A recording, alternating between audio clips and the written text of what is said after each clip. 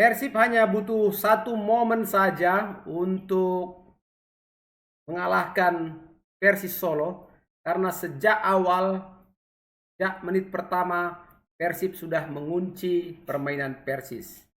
Jadi gol dari Andre Jung bukanlah sebuah kebetulan ya, karena ini merupakan hasil skema yang sudah disiapkan sejak menit pertama. Jadi kalau Persis kalah itu bukan persoalan mental, tapi karena taktik mereka memang di bawah satu level dari Persib Bandung. Sobat-sobat Papatola TV, Papatola Football, dimanapun kalian berada ya. Dan di video ini adalah review match. Dan sebelumnya jangan lupa kalian untuk like, share, subscribe, dan berikan komentar-komentar terbaik kalian sobatku. Papatola tunggu. Kita mulai saja review matchnya dari pertandingan yang berlangsung di Stadion Manahan Solo tadi. Memang hanya satu gol tunggal diciptakan oleh tim tamu Persib Bandung menit ke-39 ya, lewat tandukan hasil dari umpan silang yang dieksekusi dengan baik oleh Andre Jung, umpan dari Beckham Putra. Kita tahu bahwa pertandingan ini merupakan pertandingan kasta yang sangat berbeda sekali. Satu kasta pemuncak klasemen, satu paling bawah, paling dasar. Dan pertandingan tadi sebenarnya berlangsung menarik ya, berlangsung menarik walaupun dengan tempo sedang. Kita lihat ya, Papatola mengamati tadi di permainan babak pertama, Persib Bandung memainkan filosofi permainan yang memainkan apa namanya nih? Kontrol football ya.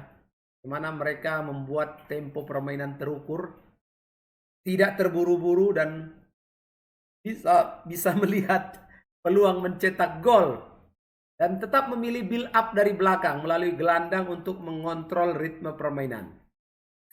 Ditambah lagi lini tengah Persib yang sangat aduhai tadi. Tom Hai, Adam Alis, Beckham Putra benar-benar tipikal pengatur tempo ya, dan kombinator ya, kombinasinya juga sangat baik sekali. Ini membuat Persib benar-benar bisa memaksimalkan ruang di lini tengah. Kemudian di taktikal yang Papa saksikan, penetrasi sisi sayap dan juga crossing akurat, ini yang membuat kemudian Andre Jung mampu mengkonversi sundulannya menjadi gol. Sebuah struktur serangan yang mengutamakan wide play ya, lebar lapangan. Menciptakan ruang di daerah pertahanan Persis yang memang kurang rapat saat melakukan transisi. Ini yang sudah Papa Tola bahas di preview match sebelumnya. Jadi tekanan konsisten yang terus-menerus dilakukan oleh Persib sejak menit pertama akhirnya berbuah hasil di menit 39. Kemudian kita bisa melihat juga kalaupun ada serangan dari Persis Solo, transisi dari Persib memperlihatkan bagaimana mereka dengan cepat bisa merebut bola.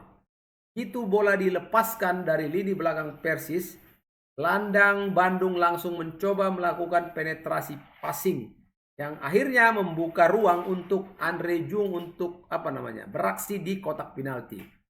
Nah, efisiensinya ini yang membuat gol Persib Bandung berbahaya dan sangat menentukan.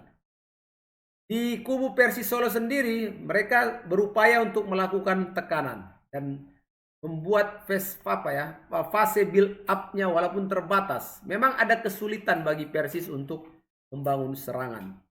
Ya cenderung ya mereka cenderung mereka secara konsisten karena koordinasi lini tengah dan pertahanan Persib itu membuat ruang passingnya, ruang operannya menjadi sempit. Banyak progresif passing yang dilakukan oleh Persis, tapi kandas di daerah sepertiga akhir pertahanan Bandung karena memang begitu kuat. Kita lihat 4 defendernya ya, terutama duet center backnya Barba dan juga Matricardi. Kemudian Persis ini sangat tergantung dengan momen mereka. Mereka berharap ya ada momen lah ya, di mana mereka menciptakan fase serangan, ada momentum sejak gol awal. Namun ternyata tidak ada momen yang bisa diperoleh oleh Persis Solo. Dari suasana pertandingan yang kita lihat, tekanan supporter, atmosfer stadion, ini banyak penonton yang hadir, banyak ya. Stadion Manahan boleh dikatakan ramai dihadiri oleh penonton. Ya mungkin mereka ingin menyaksikan King Persib bermain ya. Namun dominasi bola dari Persib itu membuat jalannya pertandingan lebih dikendalikan oleh tim tamu. Ataupun dukungan terus-menerus diberikan oleh supporter ya. Jadi kedua tim menunjukkan intensitas yang tinggi sejak menit awal, tapi Persib unggul di menit 39 dan membuat laga menjadi lebih taktikal daripada agresif. Jadi memang sangat-sangat textbook tadi apa yang dimainkan oleh Persib Bandung. Tidak juga kelihatan ingin ngotot menambah gol ya, tidak melakukan serangan-serangan sporadis, tidak. Mereka tetap dengan skema build up dan coba melakukan finishing. Secara kekuatan Persib Bandung sudah kita kupas di video preview match kemarin.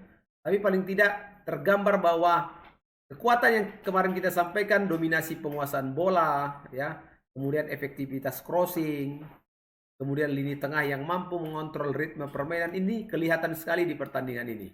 Walaupun sesekali masih ada kelemahan Persib, bagaimana dia sering menghadapi tekanan di sisi sayap karena pressing tinggi dari Persib sendiri. Walaupun juga dalam penyelesaian akhir finalisasi tendangannya masih sangat-sangat ngawur sebagian ya. Terbukti hanya bisa cetak 1 gol. Nah, Persis Solo sendiri kekuatan serangan baliknya coba dimainkan tadi. Tapi memang dasar penyerang dengan pemain bertahannya kualitasnya lebih bagus pemain bertahan Persib. Walaupun Persis bisa melakukan tekanan dari sisi sayap Persib Bandung dengan kecepatan pemainnya, tapi ketika melakukan crossing, striker mereka tidak mampu berduel dengan baik menghadapi Barba ataupun menghadapi Matrikardi. Nah, bagi Bojan Hodak, rencana taktikalnya jelas sudah diimplementasikan oleh anak buah di lapangan. Hodak memilih struktur bermain sabar dan mengendalikan tempo, ya kan? Fokusnya bagaimana kontrol tempo di fase awal, kemudian meminimalisir risiko lawan melakukan serangan balik. Sudah berhasil tadi. Manfaatkan sisi sayap dan crossing, berhasil.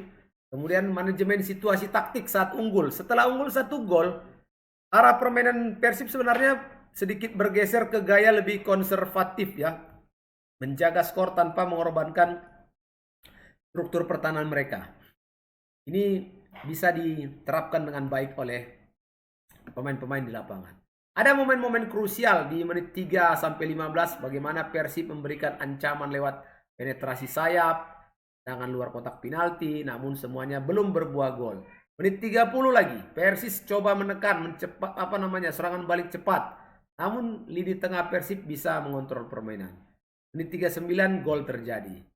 Nah, jadi sobat-sobat Papatola, kalau kalian juga memperhatikan tadi bagaimana permainannya di babak pertama maupun di babak kedua ya.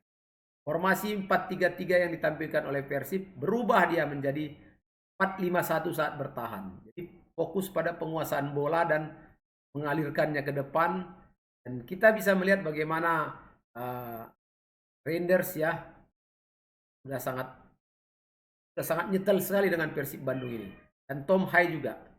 Jadi memang kedua pemain nampak menonjol di pertandingan tadi.